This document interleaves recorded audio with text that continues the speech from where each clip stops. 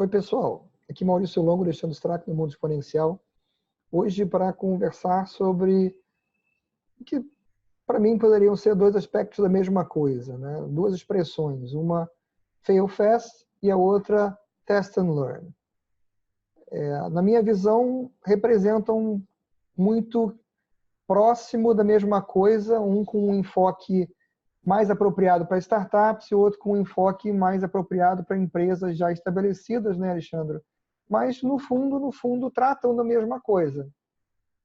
Exatamente. A diferença é que, se bem que, como você falou, não tem diferença, né? Mas a questão é justamente que o fail fast é mais apropriado para startups, porque estão startando, literalmente são negócios que estão no início de vida e elas precisam, de fato, encontrar um fit de mercado, né? Encontrar uma solução para o mercado. Então, a questão do fail fast é em busca, ou seja, elas têm um apetite por risco para poder, literalmente, encontrar um produto que vá ter adesão de mercado e aí, ou seja, começar a poder ir na direção certa. Ou seja, se as falhas vão demonstrar o que não está funcionando, elas consertam rapidamente e vão na direção de encontrar um mercado que seja aderente à solução que eles estão criando.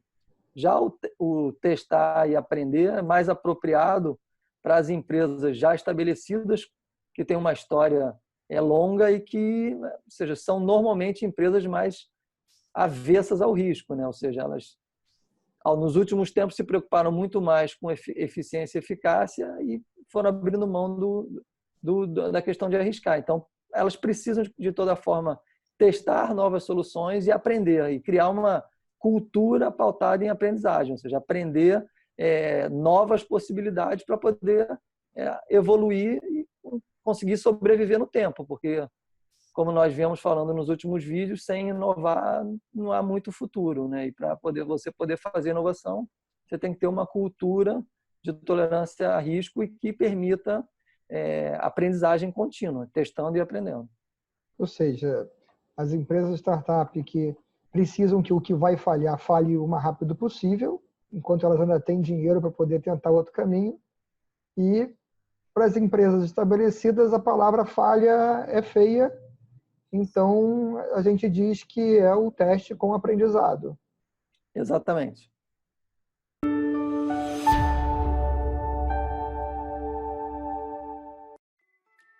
Se você ainda não assinou o canal, clique aqui embaixo para assinar e marque o sininho para ser notificado quando saem novos vídeos. Se você está escutando o podcast e ainda não fez a sua assinatura, procure na sua plataforma de preferência para que você seja avisado quando forem lançados novos episódios. Se você gostar do que você vir e ouvir aqui, deixe o seu like, porque o feedback é interessante para nós.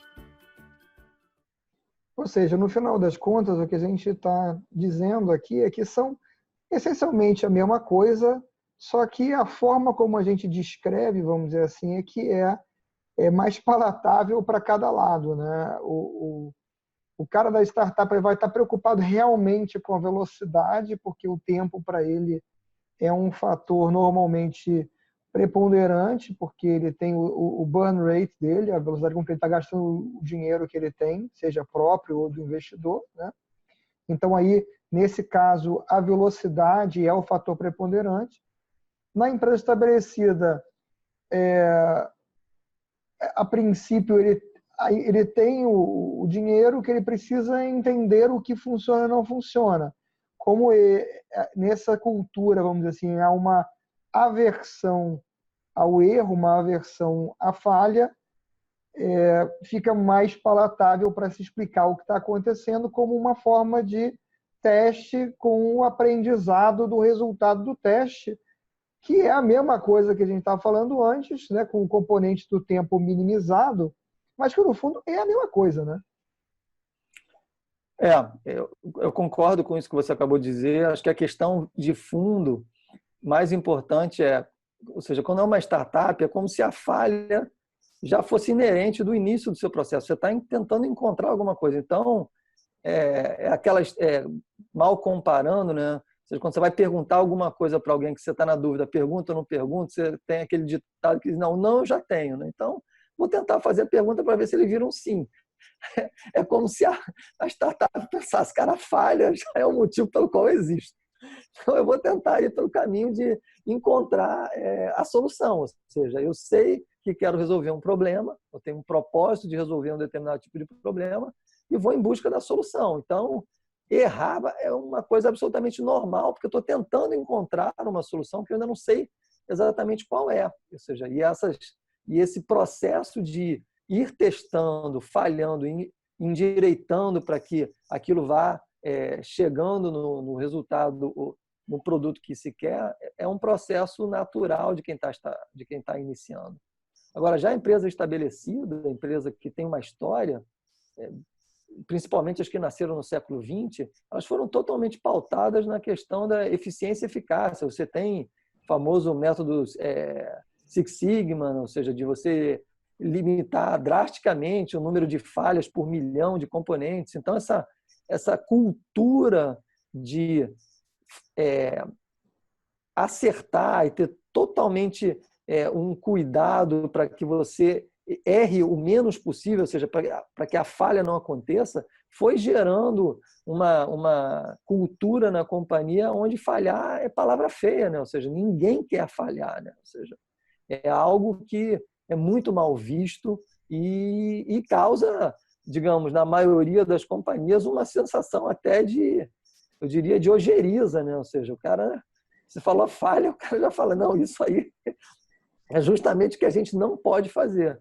Agora, quando você vai analisando pelo lado de transformação digital, ou seja, de mudança e adequação e digitalização dos seus produtos e serviços, as empresas que são mais maduras no processo digital, elas têm uma cultura voltada para o aprendizado, ou seja, elas são muito mais receptivas a novas ideias. E isso passa a ser um processo completamente normal dentro da companhia. Aquelas empresas menos desenvolvidas digitalmente, esse processo é bastante menos aceito. Ou seja, a cultura de você ter uma visão voltada para aprender, e essa visão voltada para aprender, ela não está só pautada nas falhas, né? Quando você acerta, também é um aprendizado. Ou seja, então, quando você vai mudando a cultura da companhia para que as pessoas possam ter liberdade de colocar novas ideias, seja em que nível hierárquico for da companhia, e que isso permita que essa ideia possa ser validada, muitas delas vão falhar e algumas delas vão dar certo, e a gente está chamando aqui de falha, nesse caso, de teste, simplesmente. O que está em jogo, na verdade, é que a companhia passa a entender que aprendizado é uma necessidade constante. Porque quando você começa a ter um conjunto de ideias muito maiores e você se permite testar, você está se abrindo a novas possibilidades, que é a matéria-prima para a inovação. E como a gente tem falado aqui repetidas vezes que não dá para ser inovador uma ou outra vez, você tem que ser inovador constantemente, porque essa é uma exigência do nosso tempo, o tempo de transformações profundas em que a gente está vivendo. Mudar a cultura para ser permissivo à quantidade de ideias e ao aprendizado que é o cerne dessa questão aí toda. Você não pode ter inovação sem você ter experimentação. E não existe experimentação sem que algumas das experiências deem errado. Isso é outro fato. Né? Então, exatamente. Essa é a realidade com que a gente tem que trabalhar hoje. Não é possível você criar algo novo sem você entrar por caminhos errados. Achar que você vai ter, do início, uma ideia brilhante, que não tem nenhum defeito, que vai funcionar maravilhosamente desde a concepção inicial até estar na mão do cliente, o cliente vai adorar, é ridículo. Né? Então, durante esse processo de você identificar novas possibilidades de produtos, melhorias para os produtos, etc., você vai ter ideias, né, aquelas pessoas que estão envolvidas no processo, que não vão funcionar. E, ao não funcionar, essas ideias elas estão te agregando uma informação valiosa, que é que aquele não é o caminho pelo qual você deve seguir. Quanto mais rápido, aí voltando até para o enfoque da startup, você tiver a visão de que o caminho que você está seguindo ele não é viável, melhor, porque menor é o investimento que você vai ter feito em cima daquele caminho. Então, é fundamental haver a experimentação, é fundamental entender que quando a experiência não dá certo, ela traz aprendizado, que esse aprendizado é valioso, né? E entender a partir dali que é somente olhando para esse processo como um processo contínuo, onde você vai estar o tempo todo experimentando e o tempo todo aprendendo o que funciona melhor, o que funciona pior, o que não dá certo em hipótese alguma e o que dá muito certo, é que você vai conseguir chegar do outro lado e trazer, vamos dizer assim, uma nova solução inovadora para a sua empresa. E que quando você tiver feito isso, você vai ter que continuar fazendo isso, porque aquela nova solução é inovadora nesse momento. 2 dias depois ela já não é mais. E se você não estiver trabalhando para fazer a sua próxima evolução, você fica para trás de quem está. Exatamente. E aí a questão é que algumas coisas que a gente fala, elas já estão, digamos, imbuídas de vários pensamentos que para nós são normais e que talvez para quem esteja nos assistindo, a gente precisa quebrar um pouco alguns desses detalhes. A questão da cultura da aprendizagem vai nessa linha que você acabou de dizer, ou seja, quando você está errando, ou quando você está testando e encontrando algo que não está funcionando, obviamente, aprendizado é a análise do porquê que isso não funcionou, e, ou seja, isso traz para dentro da companhia um conhecimento importante. Não funciona quando a gente faz de determinadas formas para poder chegar num resultado que a gente esperava. Ou seja, a gente parte exatamente como se fosse um modelo científico. Vou experimentar uma hipótese, vou tentar resolver um problema desse jeito, não deu certo, então eu aprendo o que não deu certo. Mas, e eu falei um pouco antes, nesse mesmo vídeo, quando dá certo, não significa que a gente celebra o sucesso pelo sucesso e simplesmente vai em frente. Quando dá certo, também se aprende o que deu certo. Porque a aprendizagem do que deu certo vai permitir que eu possa aplicar os conceitos, as tarefas, seja lá, as ações que eu fiz e que deram certo, em outras situações para que elas voltem a dar certo novamente. O que, de novo, como o ambiente de negócios e a realidade do nosso dia a dia é extremamente mutável, não significa que vai dar certo novamente, mas significa que tem uma grande possibilidade que dê certo se as condições do ambiente se mantiverem. Então, essa questão de aprender, ela é muito importante também nos casos que dão certo. E aí vem a segunda questão que você colocou muito bem, ou seja, a partir do momento que deu certo, eu continuo testando novas possibilidades em cima do que deu certo, porque se deu certo pode ser melhorado, pode ser modificado e tem que ser modificado. Essa é que é a questão da continuidade que a gente fala o tempo todo no processo contínuo de inovação. A gente pode pegar vários exemplos, mas um exemplo muito bom, e que eu li há pouco tempo, acho que já comentei aqui em algum vídeo, que o Facebook, por exemplo, tem aproximadamente 10 mil versões sendo executadas nesse exato momento. Ou seja, não existe um Facebook. Não existe uma versão do Facebook. Existem 10 mil versões do Facebook que estão rodando para o conjunto de 2 bilhões de usuários, que, é claro, ele tem essa possibilidade de ter muitos usuários para poder validar 10 mil diferentes versões. Ou seja, ele não está acomodado naquilo que está dando certo.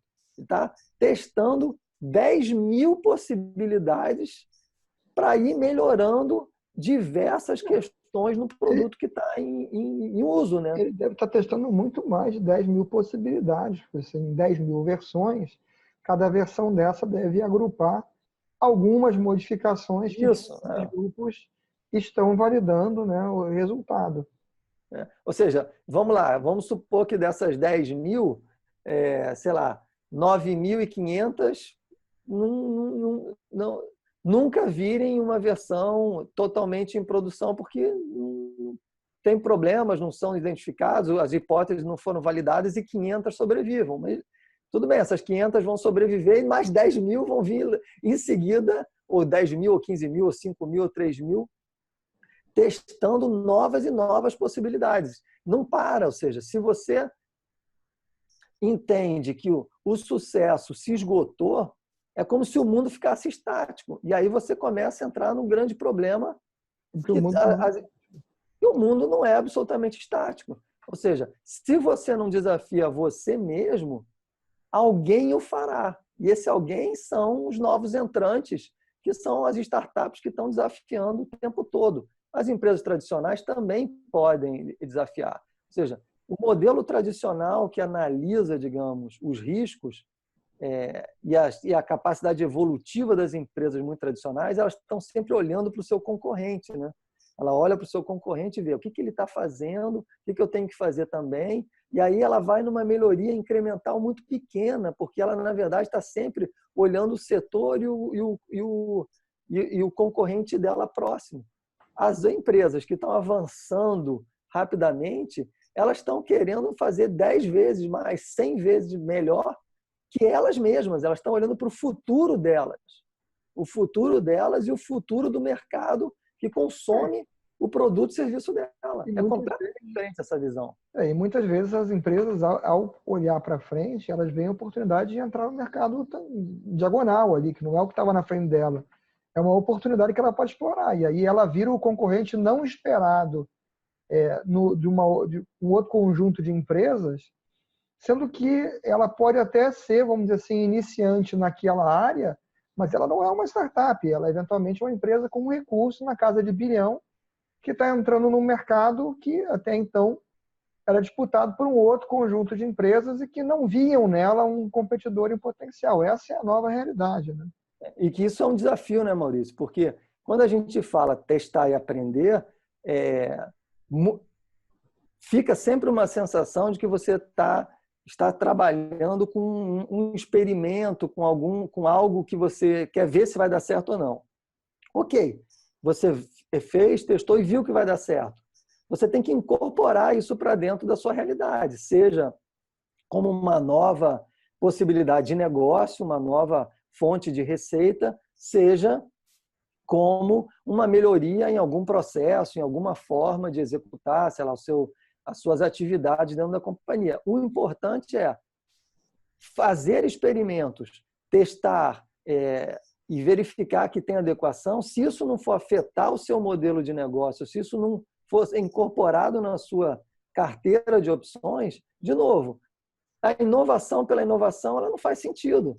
A inovação só faz sentido se for trazer transformação, melhoria interna para a companhia ou melhoria ou entrada num outro mercado, num outro segmento, numa outra forma, numa outra opção de geração de receita. O que é, por si só, um outro processo de transformação que muitas vezes é negligenciado, porque o processo de inovação muitas vezes fica ilhado, né? Ou seja, ele é feito por alguma área da companhia, por alguma outra estrutura, mas quando ele dá certo, como é que você traz ele para o lado de dentro, né? Então, há que se preocupar em que as inovações têm objetivos, e os objetivos são transformar os seus modelos de negócio ou melhorar os seus processos e as formas como você faz as suas atividades.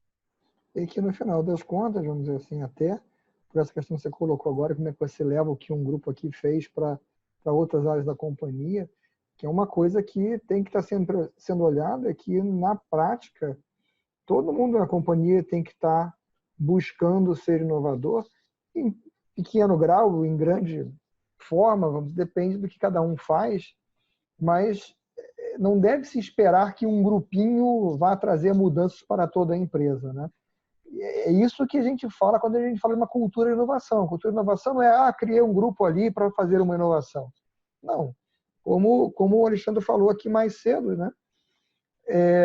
Inovação tem que ser o normal para todo mundo. Não pode se sentar mais hoje na inovação de ontem como se ela fosse nos carregar para frente por vários anos. Não vai. Nós temos que estar o tempo todo entendendo que está mudando e trabalhando para que a gente possa estar melhor no futuro. Melhor do que o quê? Melhor do que nós somos hoje, né? E um detalhe importante, só para a gente concluir, é que se a solução inovadora ou a forma inovadora que você encontrou destrói um pedaço do seu negócio, tanto melhor que você destrua você mesmo antes que alguém o faça do lado de fora. Porque se você encontrou uma nova solução, um jeito de resolver um problema que os seus clientes têm de uma forma que É melhor? agrada mais aquele cliente, melhor que você o faça agora, ainda que você tenha que matar algum produto, algum serviço que já teve sucesso e que, ainda que esteja funcionando, existe uma solução que você mesmo encontrou que é melhor. Porque no final das contas, se você não fizer, alguém vai fazer. Exatamente, exatamente. Bom, então acho que a gente cobriu de forma geral esse assunto de forma legal. E acho que a gente pode ficar por aqui por hoje. Tá Então, ótimo. pessoal, obrigado por ter assistido a gente até aqui. A gente se vê no próximo vídeo.